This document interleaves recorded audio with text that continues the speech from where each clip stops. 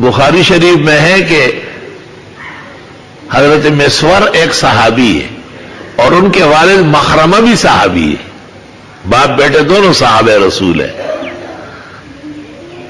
مخرمہ ذرا طبیعت کے تند و تیز تھے، بیٹے کو کہا کہ جلدی کرو، رسول اللہ صلی اللہ علیہ وسلم کی خدمت میں بڑی بڑی قمیصیں آبائیں آئی ہے، تقسیم کر رہے ہیں کہ مجھے بھی مل جائے۔ تو مسور اپنے والد مخرمہ کو لے آیا، جب لے آیا اور حضرت کے کاشان نبوت پر پہنچے تو مخرمہ نے اپنے بیٹے کو کہا کہ ادعوہ، حضرت کو پکارو کہ میرا باپ مخرمہ آیا ہے۔ بخاری میں ہے مسور کہتے ہیں فکبر علیہ، مجھے بہت تکلیف ہو گئی، حضرت کو بلاؤں گا آپ کے لیے۔ حضرت نے سنا، درود و سلام کے باران رحمت ہو اور برسات ہو آپ پر، لاکھوں کروڑوں درود و سلام ہو آپ کی رحمت پر۔ آپ باہر آئے، آوازیں سنی باپ بیٹے کی، خود تشریف لائے اور ایک بہترین قمیص یوں لپیٹ کے فرمایا حاضی اختبات لکا، یہ میں پہلے سے آپ کے لیے چھپا کے رکھا ہوا تھا کہ مخرمہ کو دوں گا۔ مخرمہ بہت خوش ہو گیا، آپ نے کہا رضی مخرمہ، خوش ہو گیا نا مخرمہ صلی اللہ علیہ وسلم۔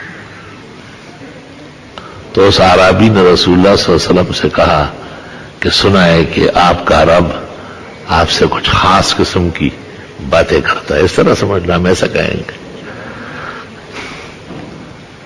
آپ نے کہا کہ ہاں مجھے وحی بھیجتے ہیں، وہ اللہ تعالیٰ جو مجھ سے باتیں کرتے اس کو وحی کہتے ہیں، اور اس وحی میں اس کا پورا پیغام ہوتا ہے، وہ میرے پاس آتا ہے لیکن ہوتا پوری امت کا ہے۔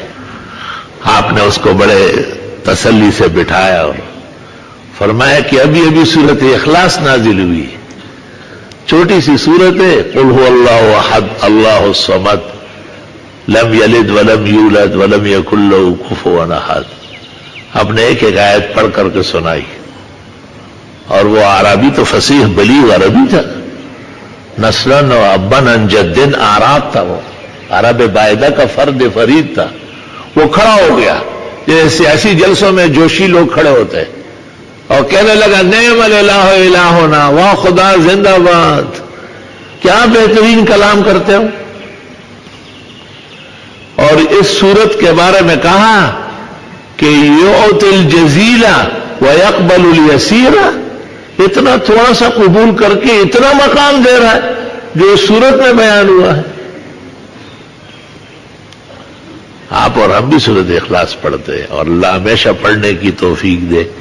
ہمارے بزرگوں نے جو قرآن مجید پڑھنا نہیں چاہتے، سورت یاد نے ان کو کہا فاتحہ کے ساتھ اخلاص پڑھو نا۔ رسول اللہ صلی اللہ علیہ وسلم نے صحابہ کو کہا کہ دیکھو کیسا عجیب سا دیہاتی ہے، اور سورت اخلاص کیسے سمجھ گیا، اس کا پورا حاصل نکالا کہ اس سورت کا مطلب یہ کہ اللہ تعالیٰ جب راضی ہو جائے اور وہ پسند کر لے تو تھوڑے سے مختصر عمل پر بہت بڑا اجر و انعام دیتا ہے۔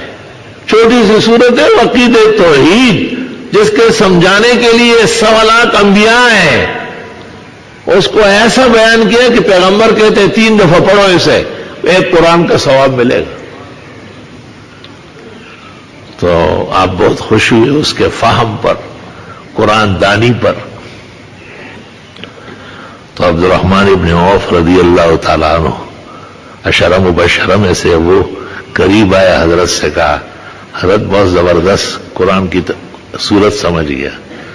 میں نے اس دوران جب آپ بہت خوش ہو رہے تھے ان کی باتوں پر، میں نے نیت کی ایک اونٹنی ہے میرے پاس بالکل تیار ہے، آج یا کل بچہ دے دے گی۔ ایسی اونٹنی کے تو گھر والے منتظر ہوتے کہ دودھ دے گی، سارا گھر آباد ہوگا، میں اس کو دینا چاہتا ہوں۔ یہ صحابہ ہے جن پر پیغمبر نے وقت گزارا ہے، جس کی تربیت آپ نے وحی کی روشنی میں کی ہے۔ آپ نے کہا کہ آپ کے اس کہنے سے پہلے میرے پاس جبریل آیا، اور جبریل نے کہا کہ یہ شخص قرآن شریف کی صورت کو صحیح سمجھ گیا ہے، اور آپ بہت خوش ہیں، اللہ بھی اس سے بہت خوش ہے۔ اور عبد الرحمن ابن عوف اونٹنی دے رہا ہے، اور اللہ تعالیٰ نے جنتوں میں فرشتوں کو حکم دیا ہے کہ عبد الرحمن ابن عوف کے لیے 87,000 جنتی اونٹنی سجاؤ، تیار کرو، 87,000.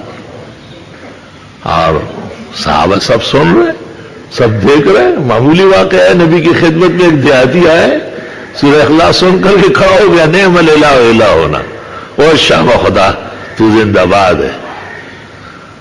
جب وہ باہر نکلا، دو صحابہ، دو بھائیوں نے کہا یہ ایک اونٹ میری طرف سے، ایک میرے بھائی کی طرف سے. جب مدینہ منورہ سے نکل رہا تھا